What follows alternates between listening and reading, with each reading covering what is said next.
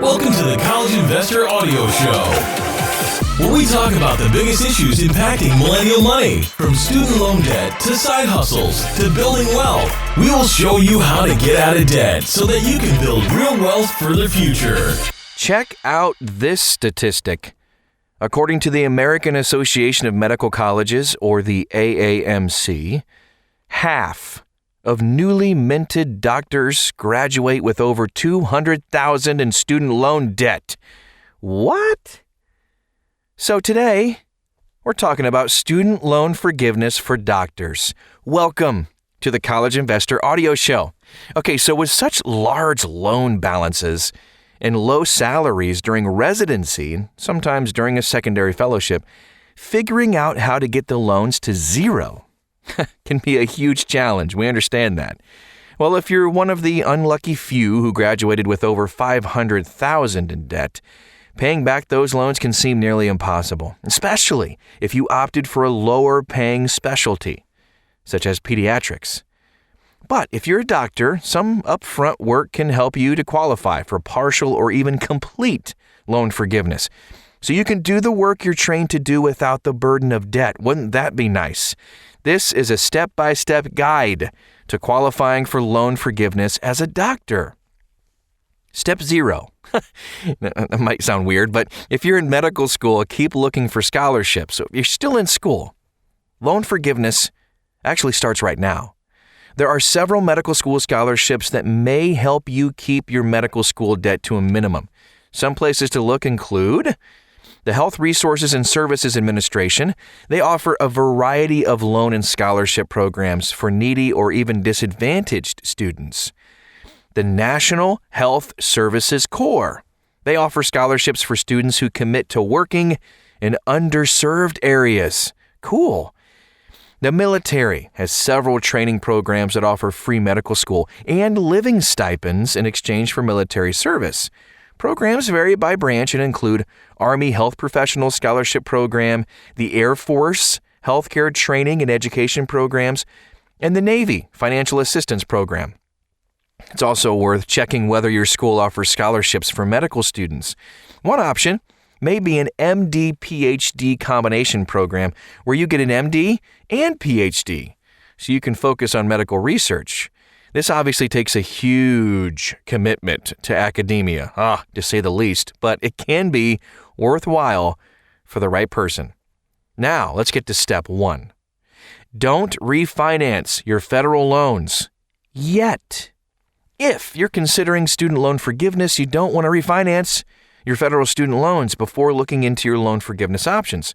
Some forms of loan forgiveness only apply to federal student loans. Other times, going on to an income-driven repayment plan is actually the best course. So once you refinance your loans, they become private loans and ineligible for public service loan forgiveness and income-driven repayment plans too. These are advantages that doctors will not want to lose quickly. You only want to refinance federal loans if it is clear that you will not qualify for loan forgiveness. Step 2, get on an income-driven repayment plan. An income-driven repayment plan is critical to loan forgiveness for doctors.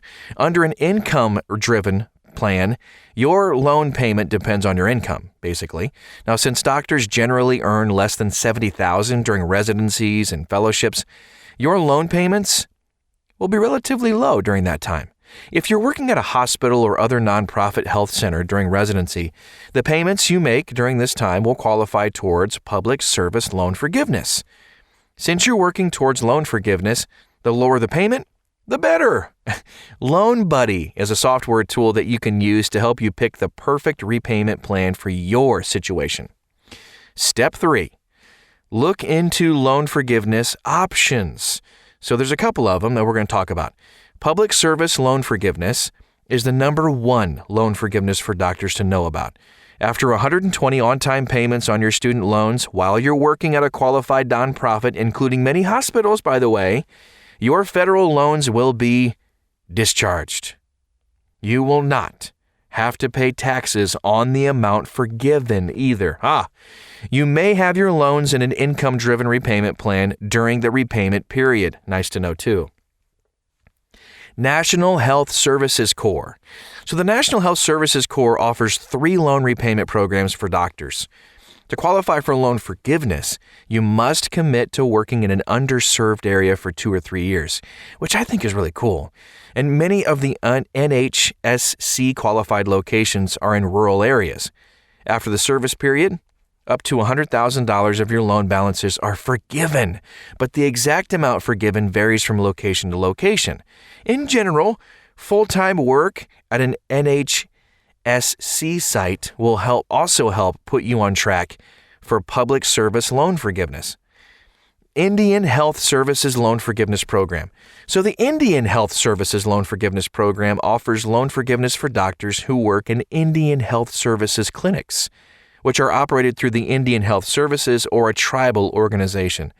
And many of the clinics will be located on or near Native American Indian reservations. This program offers up to $40,000 in forgiveness after 2 years of service. It can be combined with loan forgiveness from the National Health Services Corps and public service loan forgiveness. The National Institute of Health Loan Repayment Program. So the NIH Loan Repayment Program is designed to recruit doctors into areas of medical research. A qualified researcher may receive up to $50,000 annually of loan forgiveness. Wow. A researcher may qualify for the awards for a total of 2 or 3 years, depending on the program. Military Active Duty Health Professionals Loan Repayment Program. That is a mouthful, but this program provides up to $40,000 of loan forgiveness per year for active duty military members in qualifying medical professions. This program is renewable, and work with the military counts towards the 120-month requirement for public service loan forgiveness. This program is available for Army, Navy, and Air Force. Regular loan discharge. So, if you're on an income-driven repayment plan and you make timely payments for 20 or 25 years, the loan is done. So this secret method for loan forgiveness can be especially important if you can't qualify for PSLF and you have large loan balances. You will have to pay taxes on the amount discharged, which can be a very large tax bill for some doctors, so keep that in mind. Here's step 4. Keep your paperwork up to date. Many of the loan forgiveness programs for doctors require you to keep track of your eligibility status each year. You may need to recertify your income to stay on the income-driven repayment plan of your choice.